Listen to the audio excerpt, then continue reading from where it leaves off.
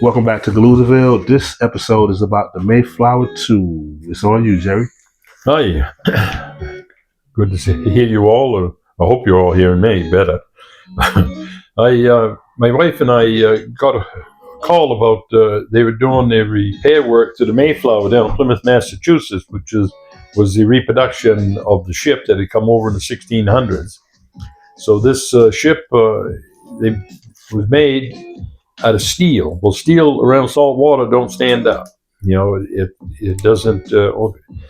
Wrought iron is good for 400 years. 500 years still has its integrity when most steel would be just crumbled to rust on the ground. So they had hired this guy, I think his name is Dick Everett, who was an expert on colonial ironwork. And this is this is almost 48 years ago, that they wanted to have a blacksmith make the hardware hinges for the cabin doors and for the gun port hinges, and had to make these other big 1-inch rings out of 1-inch wrought iron for the rigging. There was a whole bunch that we did. So it turns around anyhow that Dick Everett was a little guy, and he came up from Connecticut, and we talked about it. He had made an example of what I was going to make. So we presented this to the museum down in Massachusetts, and they said, "Well, we want them heavier." Well, back years ago, iron was so precious that they skimped on it wherever they could. They didn't have big, bulky stuff, so I made these a little more bulky. Well, in order to get the iron, I called around some of my blacksmith friends, and I found down in Massachusetts on the western side, and I found a guy that had a whole bunch of nice wrought iron. So I drove down to Massachusetts with my wife, and we got the iron. We went back up and we started making all of these hinges.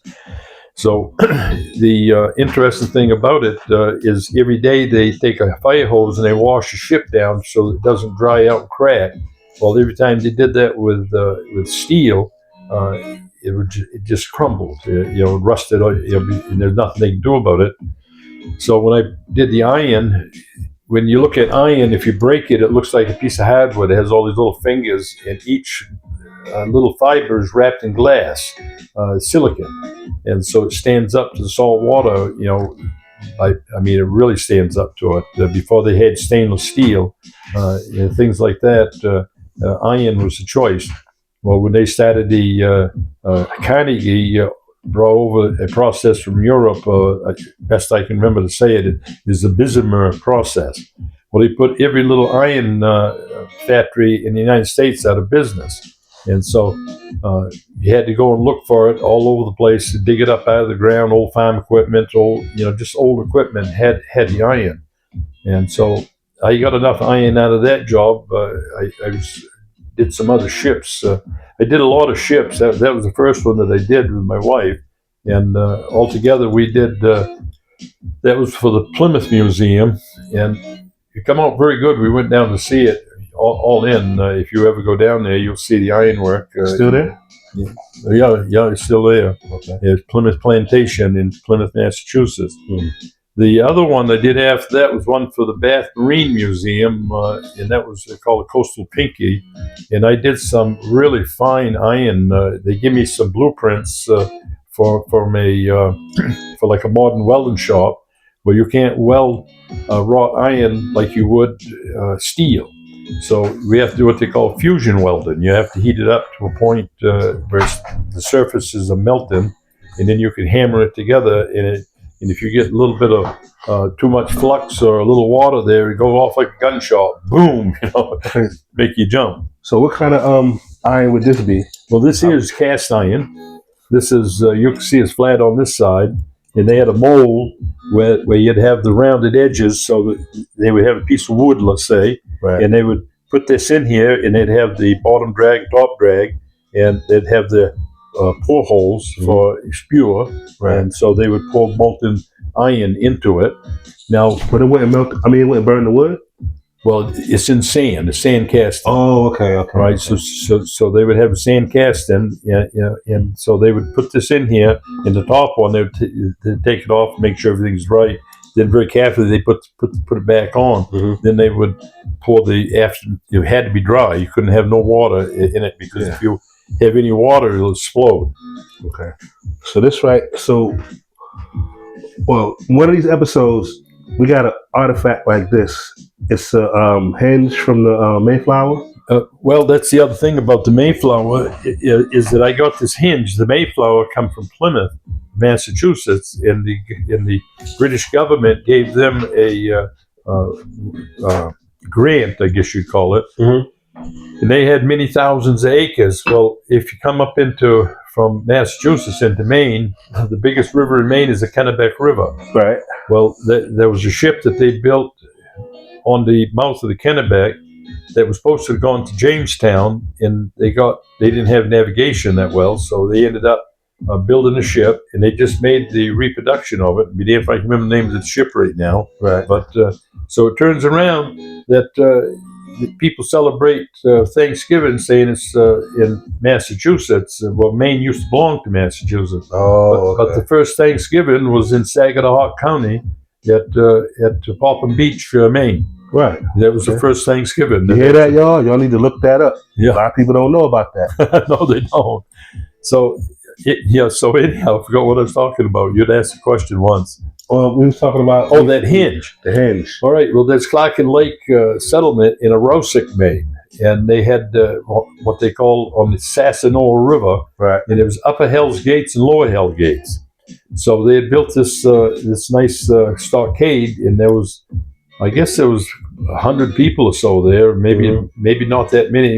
I'm not really sure how many people, but down in New Wagon off of Booth Bay Harbor, these bootleggers came in. They've been around a long time, and they were selling alcohol to the Indians illegally, and they were selling them for beaver pelts and raccoon pelts and mink, whatever they had for pelts. They were buying them off of the Indians and giving them alcohol. Well, instead of loading up the ship real quick, they didn't have a big ship, but instead of loading that up and getting the heck off out of Dodge, the Indians massacred and killed them all. There was about 7 or 8 men, and they killed them, got their furs back, and whatever they had left for alcohol. So the information got back to the Plymouth Company that there had been an Indian uprising, that they had killed a bunch of white men. So instead of investigating it further, they told Clark and Lake, don't sell no more food or clothing or anything to the Indians. Well, the Indians had been, now by that time, they depended upon the white men for guns, for powder, for food, for blankets, and they'd killed most of the small game for the fur. Right. So they were hungry. Winter was coming.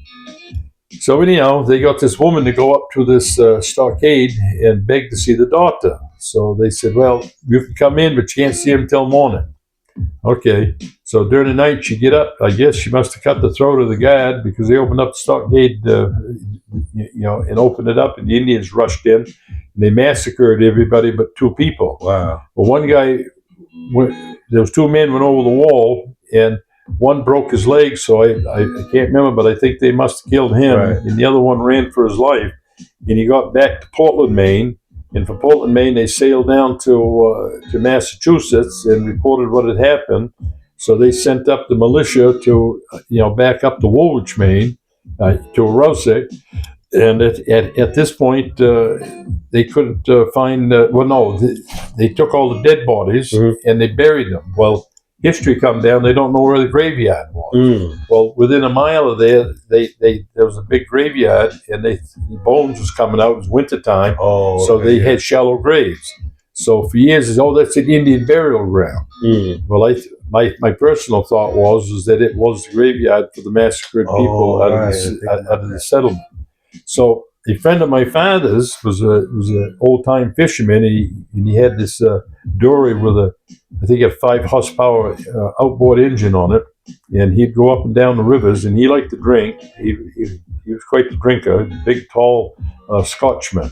And so he used to stop at the settlement because it had a nice spring, and he'd get fresh water, and he had to wait for the tide to change, because there was this real narrow spot called the Narrows. There was Hell's Gates, Upper Hell's Gates. And so when the tide changed, then he'd follow the tide up into where his home was. Well, he was kicking around there, and one day he kicked out this big hinge. And the hinge looks almost identical to what's on the Mayflower ship.